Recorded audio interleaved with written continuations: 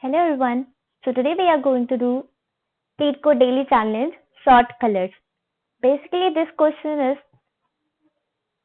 about an array where we are having three elements, right? And we need to simply sort these elements in such an order that the zero element comes first, then one and then two. And there is one thing given that in this particular array means there are three objects, right? Means which are simply marked as 0, 1, 2. So we need to sort them in place, right? And this in place simply here is that we can't use any other element also, and moreover, uh, not any other element, but that in place, here in place have the in place simply refers to that whatsoever elements are there, right? If we are having 0, 0, 0, so it is having some positioning like this, right? So whenever we sort them, here they are already sorted. But if we are having something like this,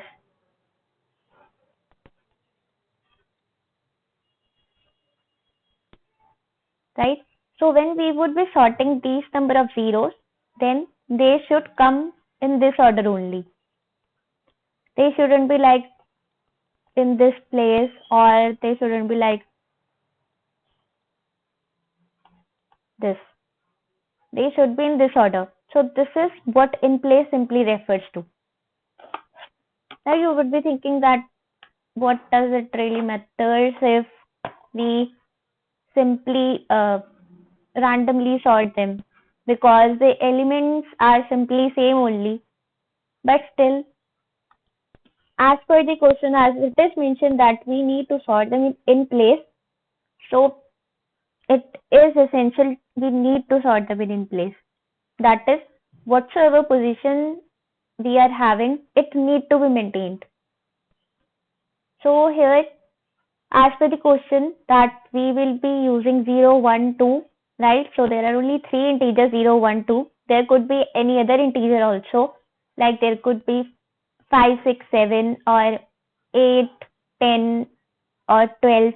So any integer could be used, means only three integers are there, and we simply need to sort those integers in increasing order, and they should be in place, right?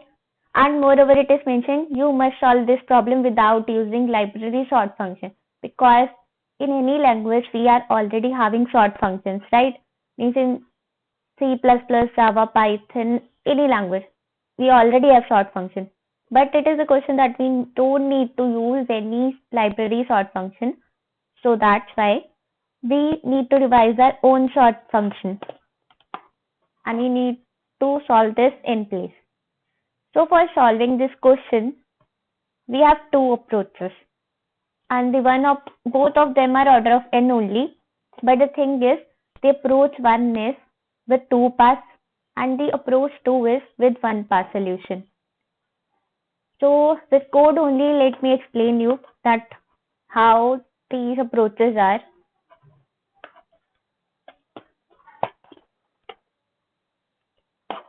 So for these,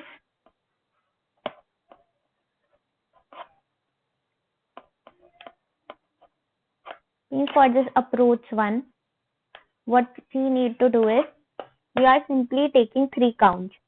Means there is count 0, there is count 1, and there is count 2, right? And these counts are simply for 0, it is for 1, and it is for 2. So whatsoever would be there, it will simply represent count of these numbers,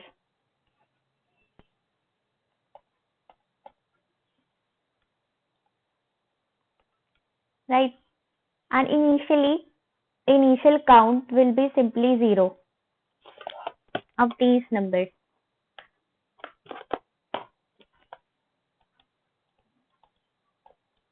It is simply 0 at the starting. Okay. So now as what we would be doing, we are simply taking this particular portion That is, we are simply using this for loop, and in this for loop what we are doing, if our present is simply equals to 0, then we are incrementing the count of 0. Means we are simply using here ternary operator, which is simply if it is equals to 0, then we are increasing the count of 0. Else we are checking that if it is equals to 1, then we are simply increasing the count of 1. Else we are simply increasing the count of 2. So this is what we are doing in this particular loop. Now after this particular scene, we are entering to this loop, right? So after the first loop, now we are having count 0, count 1 and count 2. We are having count of all the numbers. That is how many numbers are there in our input, right? So after that, we are simply entering to this particular loop, and when we enter to this particular loop, so we are simply doing one thing, that if our count of 0 is not equal to 0, right, that we are having 0 in the input array, right? So at that particular moment, because because the order should be in this manner, so that's why we are simply checking that if count of 0 is not equal to 0, then we are assigning our nums of I equals to 0, and we are simply decreasing the count. That is, 1 0 is simply used, that is, we have assigned it to its right position, so we simply need to decrement the count. Else if we'll check if count of 1 is not equals to 0, because it is simply count, then our nums of I equals to 1, and we will simply decrement the count of 1, right? So we would be doing like this manner, means first if this, then else if, and then we'll check that else if, we'll check for the count of 2 also, that if it is not equal to 0, then we'll check that if nums of I, we'll not check, but we'll simply assign nums of I equals to 2, and we'll decrement the count in this manner. So this is how we will be doing. That is this is how our nums array would be simply filled in this manner. Means whatever number was there for 0, 1 and 2, it will be simply filled in this manner. And here in this first for loop, we are simply checking the number of zeros, ones and 2. In our second for loop, we are simply assigning 0, 1 and 2 in the increasing order. And why we are taking 0 at the first, so that 0 could be assigned to our array at the first moment, then we are taking 1 at the first, so that 1 could be assigned after the count of 0 is completed. And then we have taken this count of 2, so that it could be simply assigned after 0 and 1 are completed. Means when they both are completed, then we will simply assign to our last count of 2. So this is how we are doing this in order of n only, because here also we are going n time and here also we are going n time. But the thing is, we are going 2 n times.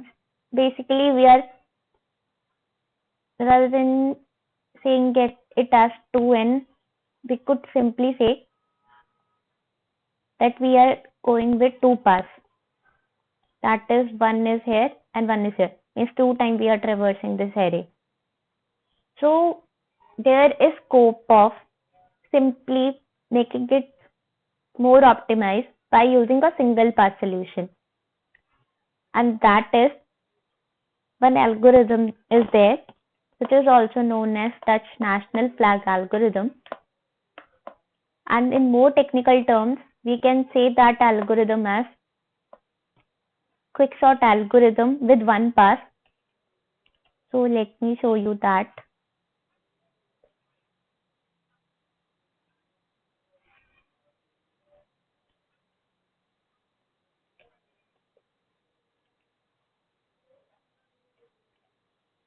So this is that particular algorithm.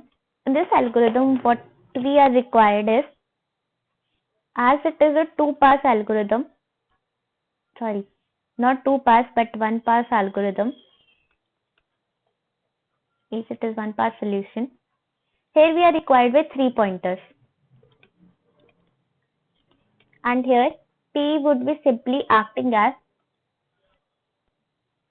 here this P is simply acting as the pivot. Means here P is the pivot and P naught is simply keeping the count of 0 and P2 is simply for the count of 2, right? But and pivot will somehow acting as providing the count of 1.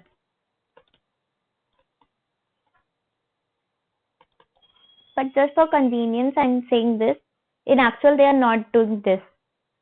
In actual it is simply moving from starting to end and it is moving from end to start. Means it is simply they both are acting as the opposite pointers where P is the pivot point. Opposite pointers with a pivot point. So this is all which is being done and is starting in this. Now the thing is that how we need to approach this question, right? So first thing is we are having this P naught which will be starting from 0. Then we are having P which is again starting from 0.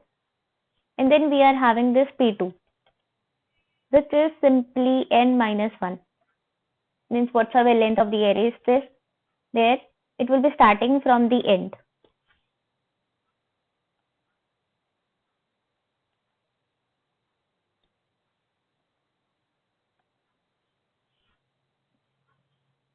And now what we need to check is that we need to check that while our P is less than equals to P2, means we are simply keeping check that it should not, means our P shouldn't exceed the end point because P2 will take care of the 2 and this P is taking care of 1 and the P naught is taking care of 0, right?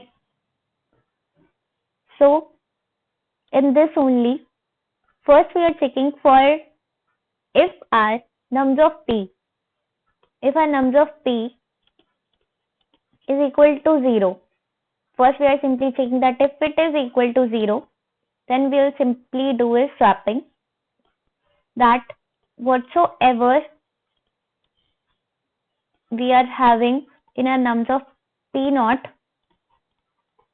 we will simply assign it here and our nums of P naught will be simply assigned with 0 because P naught is simply taking care of 0. So that's why whatsoever we are having at P naught position, it will be simply assigned to P so that it could keep itself safe with it.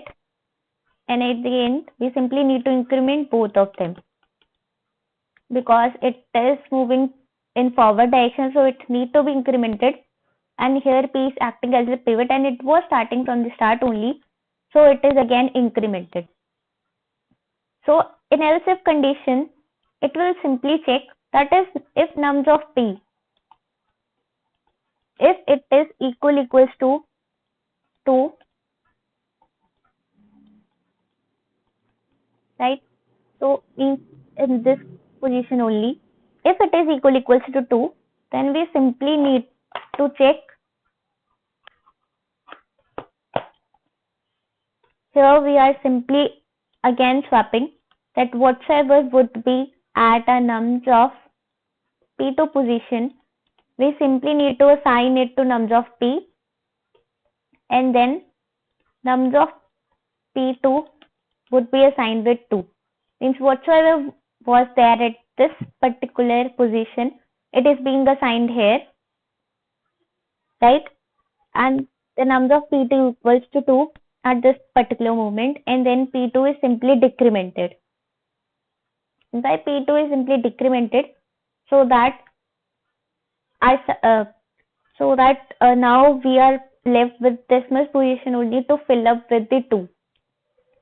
Means we are simply having 3 divided spaces for 0, 1 and 2, right? So when we are simply decrementing P2, we are simply decrementing the space of 2. That now this particular space is being filled with 2, and now we require this much space only where we need to fill 2. And same is the case of this particular 0 also. And that 1 would be simply filled in this space, means between this P2 pointer and between this P0 variable. So that's the scenario here. And now the third part which is there, else the P would be simply incremented. That is when the P0 would have been completely filled and P2 would have been completely filled, means if number of P is not equal to 2 or is not equals to 0, then we simply need to increment RP plus plus. That is at that position, means at that position we would be having 1, right? So it is at its correct position only, so we simply need to move ahead, right? So this is how we could do this in order of n but one pass by simply swapping and assigning it. So this was all for this question. If you have still any doubt, you could simply comment down, or if you have some other better approach for this, again you could comment down. I would be happy to check that also. So this was all for today. Thank you.